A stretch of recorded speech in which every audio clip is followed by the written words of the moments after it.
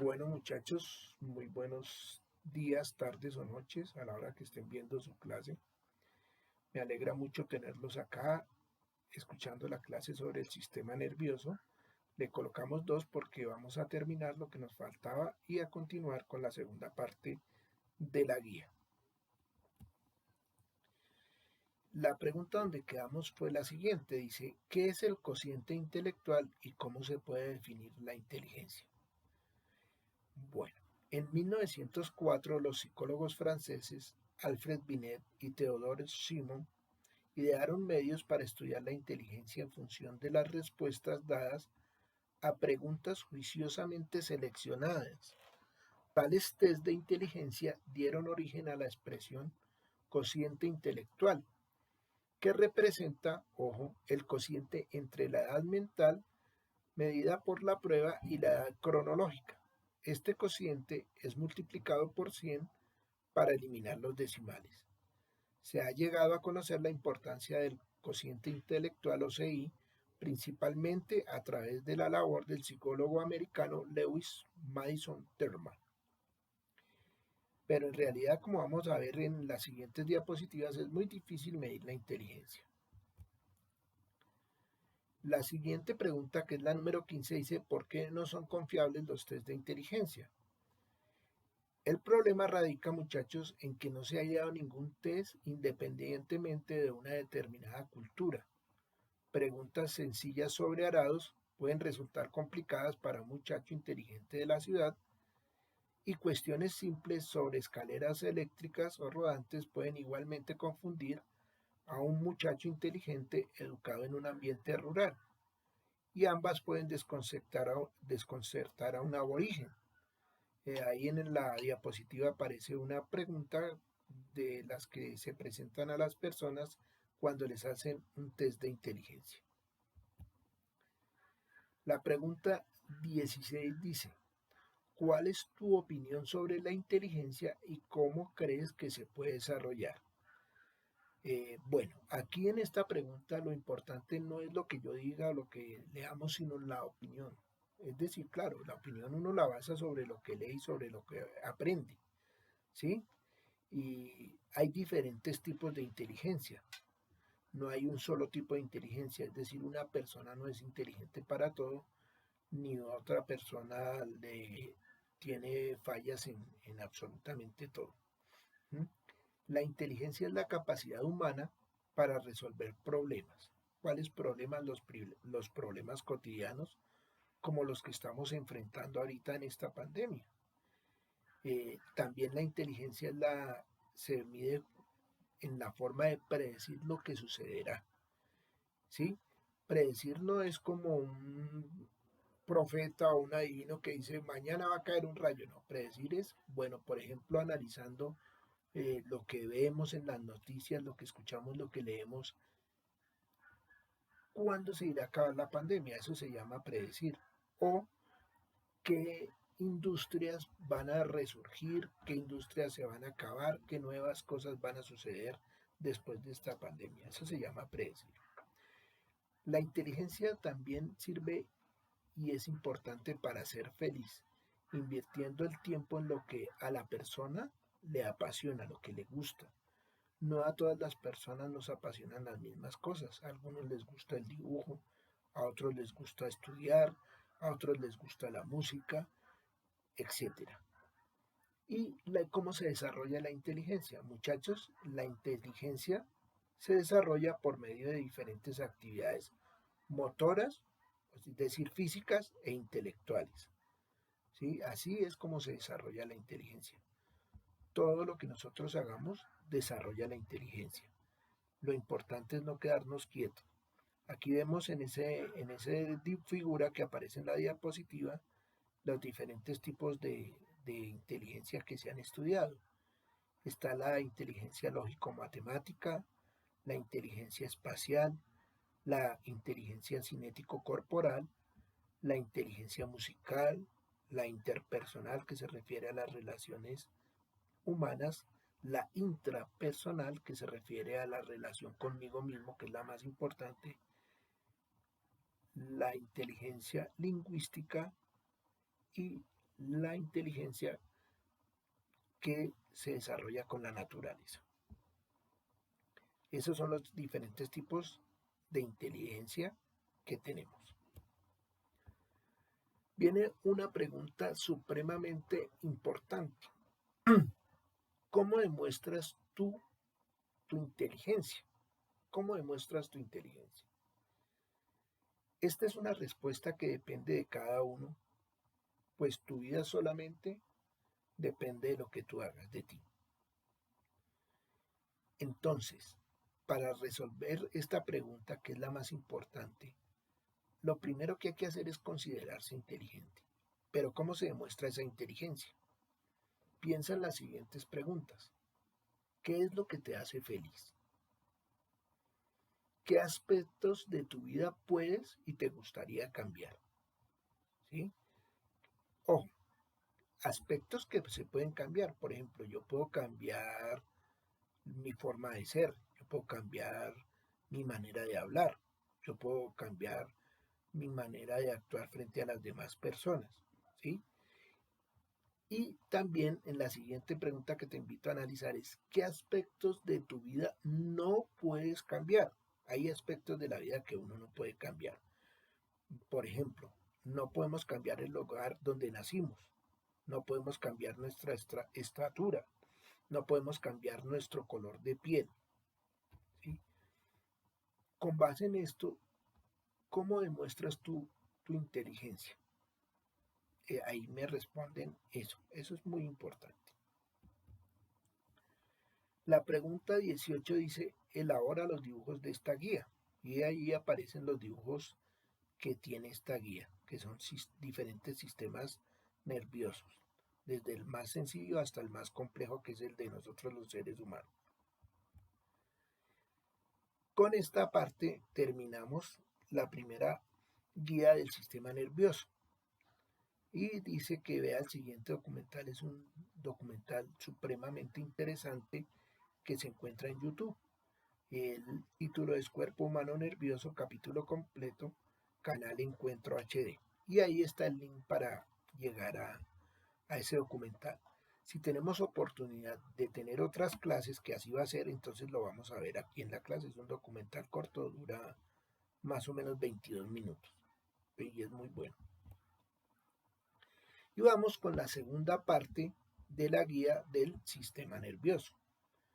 La primera pregunta dice, ¿cuál es la función del sistema nervioso?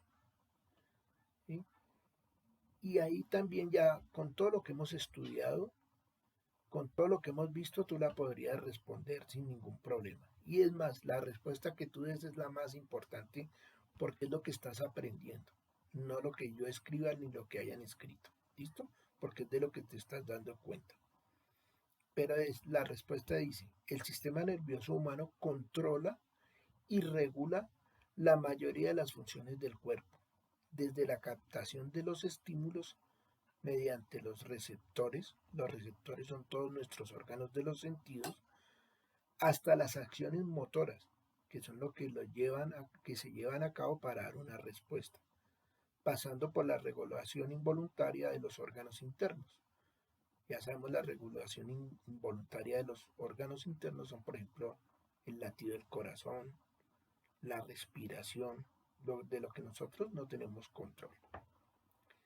Entonces, la función del sistema nervioso es conectarnos con el entorno, con la realidad, procesar lo que sentimos, responder, pensar, actuar, aprender, tener sentimientos y muchas otras que quedan ahí por fuera.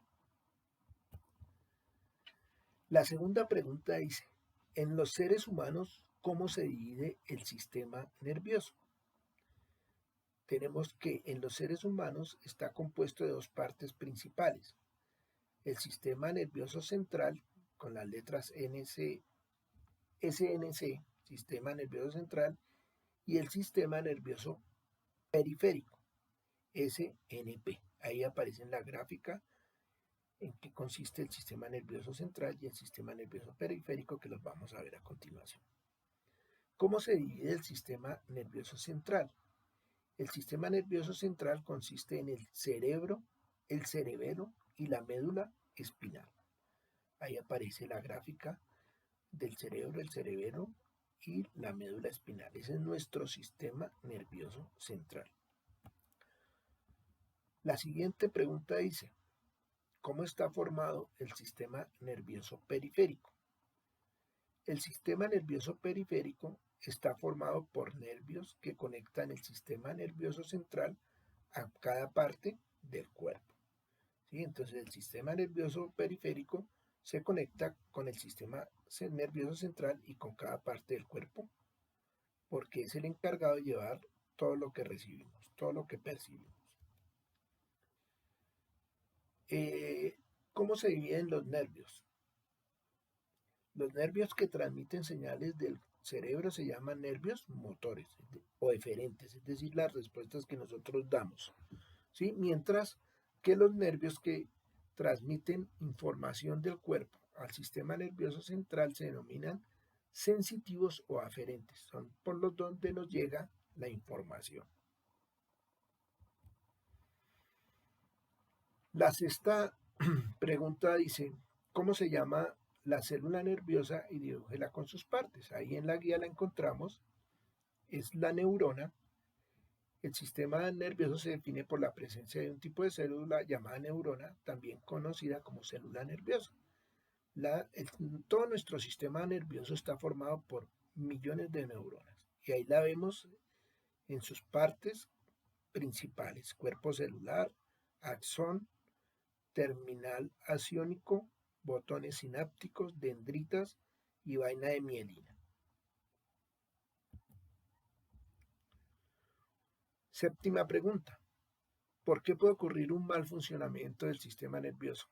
Las causas son múltiples, son muchísimas para que ocurra un mal funcionamiento del sistema nervioso.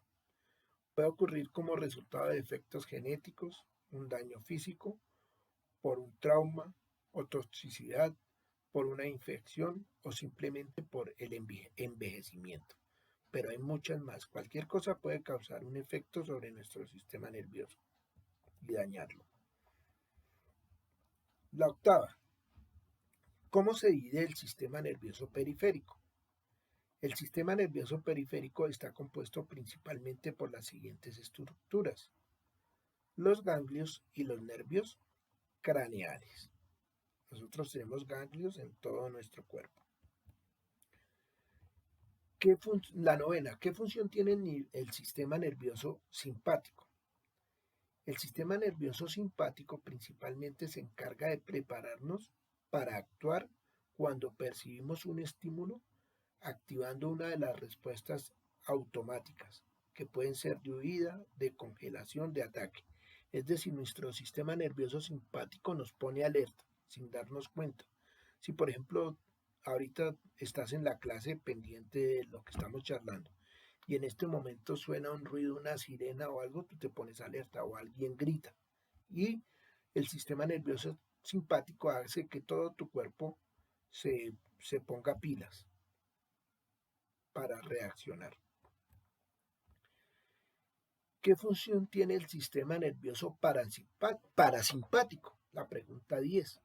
El sistema nervioso parasimpático, por su parte, mantiene la activación del estado interno de forma óptima. Es decir, te mantiene tranquilo, hace que tu cuerpo se relaje, tus pupilas, tu corazón, tus riñones. Entonces viene, supongamos, volvamos al susto.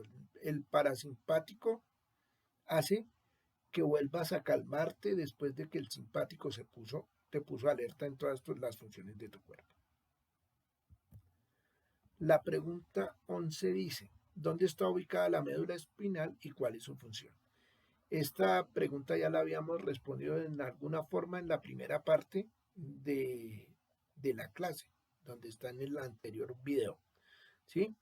La médula espinal se encuentra dentro de la columna vertebral y recibe los impulsos nerviosos y los transmite hasta los puntos críticos de respuesta.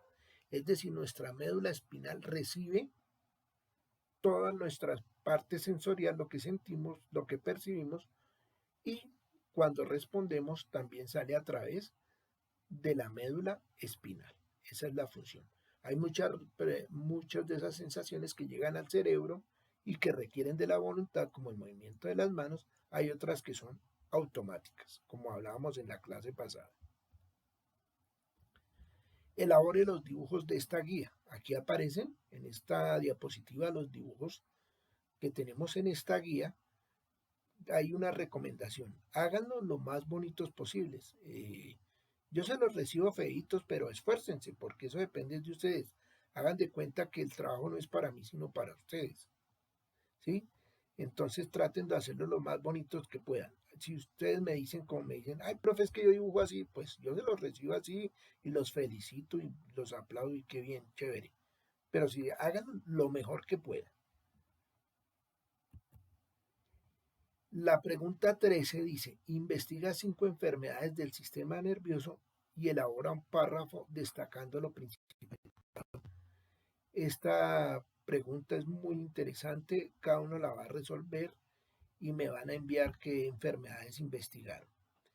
Luego vamos a hacer una clase donde tratemos cada una de estas enfermedades y las analicemos, donde charlemos un poquito sobre estas enfermedades. Hay enfermedades muy interesantes como por ejemplo la depresión, eh, la anorexia, la bulimia, la neurosis, la esquizofrenia y muchas otras que pueden investigar, muchachos. Entonces, por ahora dejamos esta clase así y continuamos en vivo para preguntas, comentarios, etcétera. Nos vemos en la próxima clase. Que mi Dios los bendiga, que estén muy bien y muy juiciosos.